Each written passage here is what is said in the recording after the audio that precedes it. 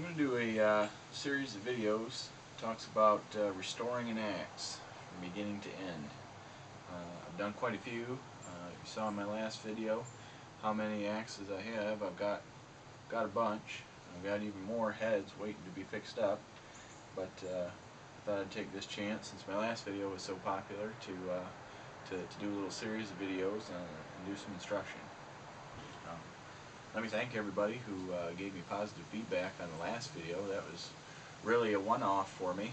That was just a quick video I did, inspired by Skogknife's Axe's Back project. So I think I'll submit this as part of his Axe's Back project as well. It's pretty apt, I think.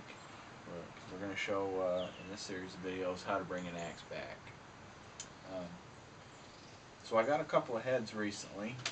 I just did some Google searching and found some other antiques websites other than eBay that were selling some axe heads, and it was a neat find because they weren't marked up nearly as much as the eBay stuff was. One of those websites was Etsy, and the other website was Ruby Lane. So I got this nice 3.5 pound Michigan pattern single bit head off of Ruby Lane, and I got a big old True Temper Kelly Perfect Dayton pattern head off of Etsy.com. One of them was 16 bucks, the other was 18 bucks. So pretty good prices for used axes.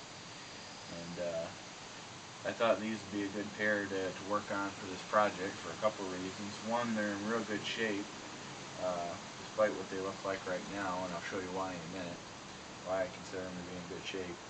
And the other reason is they show kind of a couple of different things we need to do. This one here is pretty rusty, you'll see, and I've got a solution for that. It's actually a solution I haven't tried before. I've heard a lot of folks talking about CLR, so I'm going to go ahead and give that a shot.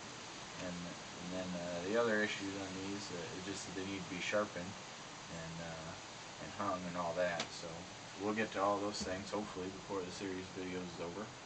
And I'll show you how I do it. I don't claim to be an expert at anything. I'll show you what works for me. You know, maybe somebody will comment and say, hey, have you tried this? And I'll learn something too. So by all means, throw your comments on, and it'll be a process. We'll learn. Okay, so let me show you why I ordered these heads, why these look good to me. This will kind of help you if you're ordering stuff on eBay, because so many heads on there are actually more or less worn out. But it's hard to tell unless you experience what you're looking for. And so let me show you what I mean. First, I'm going to move the camera so we can see close up what these axe heads look like here. I'm going to pull another axe over here as an example. So first, when you look at these two heads, look at the edges. The edges is relatively straight. On a lot of older axes that are heavily worn out, they'll be more curved, because most, at least the American style axes, are thicker in the center than they are at the heel and the toe of the bit. And so when people are sharpening them, because they're thinner here and here, they get thinned out that way. So they end up curved like that. You don't really want that. I mean, an axe with a really sharply curved bit will still cut, but obviously you're not going to hit as many fibers on each stroke as you are with an axe with a little bit of a straighter blade. So look for that, and look, you know, just see how much it's been sharpened. In a lot of the pictures you won't be able to tell for sure, but you know, now that I've got this in front of you, you can see it hasn't hardly been sharpened at all. There's a real thin line there. Now it does look like somebody might have used a grinder to sharpen this, but because they did it on just the very edge, I don't think it probably hurt the temper at all. We'll get to it with a file toward the end of this series, and we'll find out for sure. The other thing I like to look at is how thin the bit is. This one is relatively thin. This is a 3.5 pound single bit, so it's a decent sized axe head, but it comes down to a fairly thick, or a fairly thin point. This one is a 5-pounder, but it does the same thing. It's relatively thin down to this point. So what am I comparing it to? Well, I'll show you one that I've got that's more or less worn out. I've worked on thinning this one out some. You can see I've sharpened it back quite a ways to thin it out some. But if I overlay it against this other axe, you'll see right away that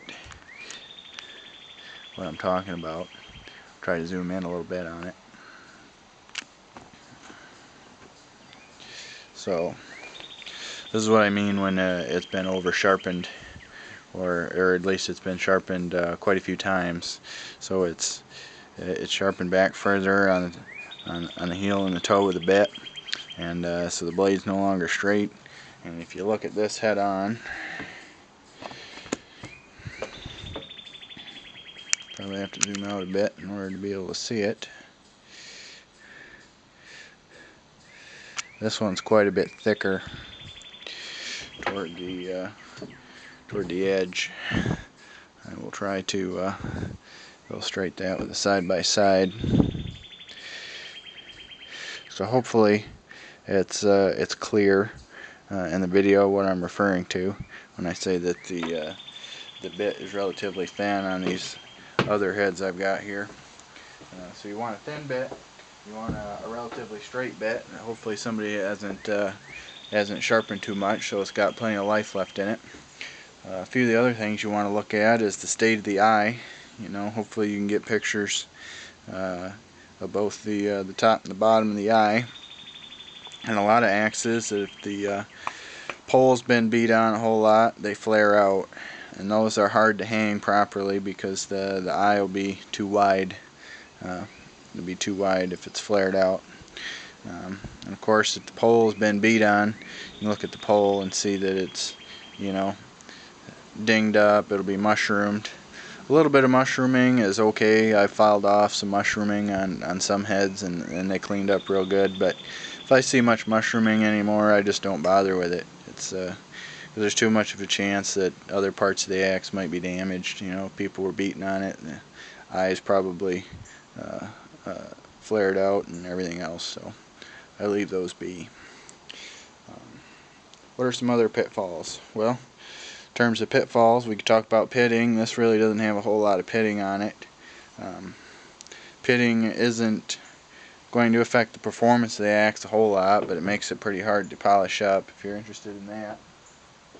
This old axe here that I've got, this one's pretty heavily pitted, which adds some character, but it's hard to clean that up. There really isn't anything you can do for it once it's pitted as deeply as this one is.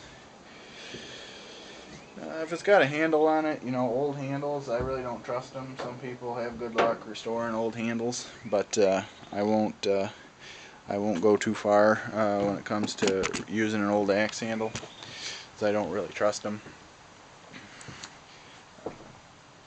So I bought a bunch of Swedish axes off Sportsman's Guide. I went ahead and cut all the handles off those, stripped the paint off them, and in the process of finding handles for those axes.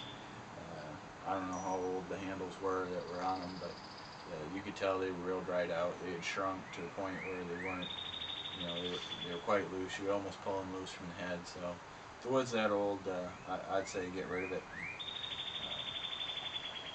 If they're not shrunk that bad, sometimes you have a hard time getting them out. I use a drill.